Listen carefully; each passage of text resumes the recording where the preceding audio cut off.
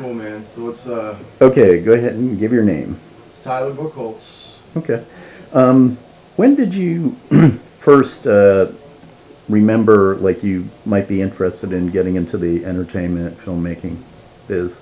Okay, am I looking at you or am I looking Yeah, at me you is the fine. lens? Okay. Well, man, I've talked about it with my parents, and I don't remember ever not wanting to be in movies. I think it probably started. I saw a 60-minute special on stunt guys, and the guy that jumps off the Nakatomi Plaza or the Fox headquarters at the end of Die Hard. I don't know. That just made me want to be in production, you know. And then I guess he had some kids, you know. They're probably older than me now, but they were kids back then, and you know, I saw them rappelling and doing crazy stunts for Cliffhanger and movies like that, or you know. And you know, I mean, I'd like to do some stunt work too, but it's really always just been about being in production for me. Okay. Kind of talk about from those early days, kind of how your career has been progressing, what sort of things you've had opportunities, and then after that we'll kind of get into the lows and highs and all that. But Okay. just go ahead and kind of walk through your career a little bit. Well, I mean, I went to film school down in Orlando, which was terribly expensive. So my film career since then has been hit or miss because I'm always chasing the money. But for the most part, I've just done these fun shoots, either some little things with friends, stuff for public access television. I've done a lot of stuff with Chris and this crew, and I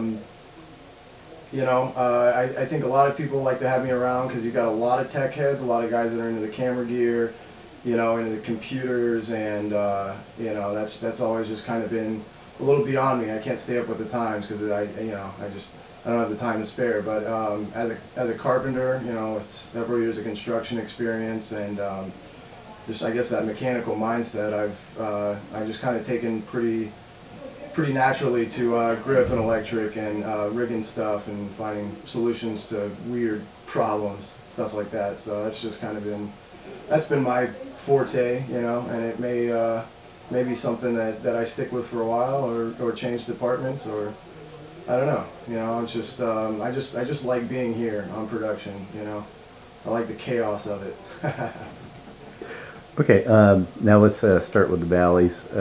Just generally, and maybe even a couple of particulars or something like that. Frustrations and obstacles that On this you run production into. in particular? No. In your career. In my career, well, I have to say, my generation kind of, you can blame us for not being prepared, but really, you know, the economy went to the toilet just a couple years after I got out of college, you know, so we all kind of got the rug swept out from under us, and work's not as bountiful and money is not, as available, and the older guys that are established in the industry have a hard time giving away the work that they have to an up-and-comer because they've got to feed their own and take care of their own buddies that they've been working with for so long. So it's been hard to crack into, you know, not having like a real special niche, you know, not being like a guy like Justin, you know. I mean, he's got an incredible talent for something that's really, something that's sought after, something that people really don't understand. How do I put it?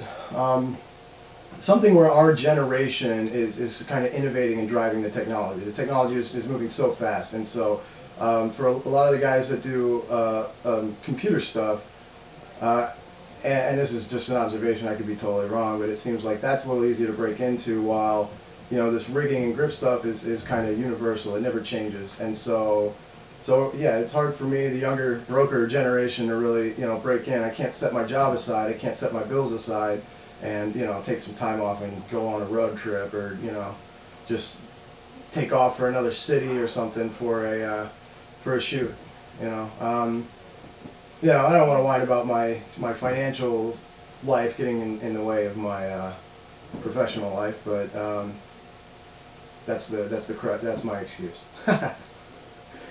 Okay, let's go the other way. Some like really cool things that came your way, nice breaks, just things that you really like. Wow, that was cool. Well, what is nice is that I had a full-time job and it really wasn't panning out, but I was holding on to it for dear life. And again, back to back to there not being a lot of money out there, I got laid off. I was the last person they hired, so I was the first person that they laid off, and so I'm unemployed as of a week ago, and which gave me a lot of time to really focus on this project and you know, to get to know these some of the guys on the crew outside of production instead of just kind of jumping in at the last minute and trying to catch up and, you know, being worn out from a full week work. So in a funny way, I think getting laid off has really opened up a lot of doors, you know, a lot of opportunities, you know, to like meet people, network, and you know, and to really invest in this project, which has been a lot of fun.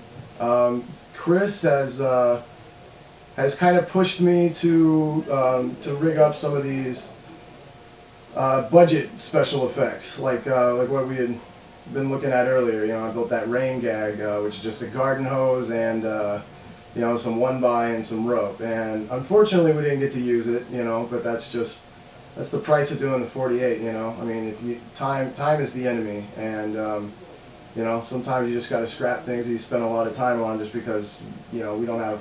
We're exhausting our, you know, our help, and everybody's free. You know, we're exhausting our talent, and we've also got a deadline to meet. So, you know, and I still got those little rigs. You know, the skateboard dolly and the. Everybody know where the driver is. And the rain gag, which is pretty cool because I can always use that later on. Sorry, I'm kind of losing my train of thought here. I keep hearing people outside, but let's see. You know, I mean, it was really cool that I got picked up by Chris in the very beginning, because if he hadn't have contacted me in 2006, I may never have done another 48. Had I not been with such a strong crew. So you know, and you know, I like Chris a lot. He and I have gotten to be friends over the last 5-6 years or something, and you know, he throws work my way when he can, and we work pretty well together. We kind of, you know, and Ron too. We all have our we all have an understanding of the workflow and the way that we all work together. So it's been, you know, it's been a good little, a real good group to get into. You know, and it's just almost entirely by chance. Okay, last one. Pie in the sky.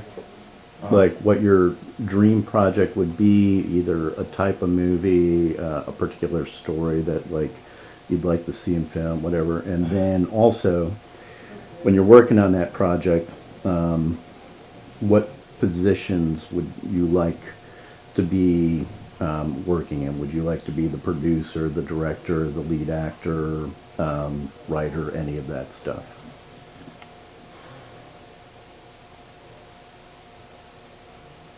I think because of the new technology that we have, and because of the abundance of technology that we have, and the price of camera equipment and the quality of camera equipment going up while the prices are kind of going down, I mean, anybody can shoot a movie. You can shoot a movie on your iPhone. You know, Paranormal Activity was a movie that, you know, was shot for nothing and made a huge success. And while I don't want to do the Paranormal Activity, Blair Witch, Cloverfield kind of route, I think it would be really cool to just get with a small group of guys, like maybe some of the guys on this crew, and start a production company that can kind of level the playing field. I mean, while it's great that there's a lot of money in our industry, a lot of it is wasted. Is wasted in the most ridiculous fashion, you know. And I think if we got a good crew of level-headed guys that were really talented with what they do, and were really strong, and could very strongly, how am I going to say this? Yeah, if we had a small production crew based, you know, maybe out of the networking connections out of this project, or you know, projects that are, you know, subsequent projects from you know, what we're doing here today, I think it'd be really cool to have a. Shit, are they calling for me? Sorry, man. I'll start over. I'm burning your film up. I'm just distracted. I got enough about you want to start the production thing, but you can just go ahead and kind of round that out. Right. I just think that, you know, given the same budget that you give a crew out in LA that's well connected, that's been established, to a group of really talented guys and girls that you know, they just have a real strong desire to towards the craft and not so much towards the financial ends. I think a huge quality product could be pushed out of such a small. Ah, fuck, man, I'm really tired. I'm having trouble with eloquence here. But yeah, I just think. See, now I got this stunt guy rubbing his nipple at me, trying to mess me up. Hey, you got to get this on. That's good stuff there. No, it's gone. He did that with the writer's interview too, only with his ass. Okay. If you put the money into that I think that gets wasted yeah. in Hollywood into your thing, that's where you were.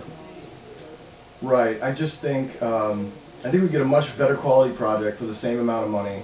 You know, I think that you know, in 5 years, some of the people that, you know, we're associated with now, they're trying to break into the industry. By the time that we have a professional standing, and if we were working together and for ourselves, that we could take the same amount of money and give you and deliver 5 times the production value.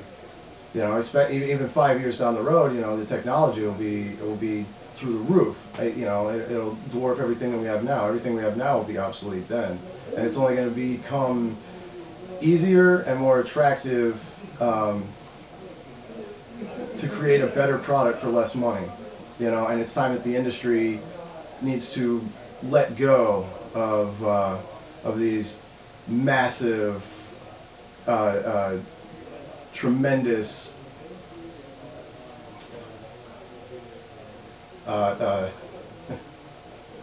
it's just time for the industry to let go of these tremendous profits and really just put the money into making a living and making the best possible art that you can. And you know, I hope that we can you know, we can all get together and make that happen and maybe change the industry a little.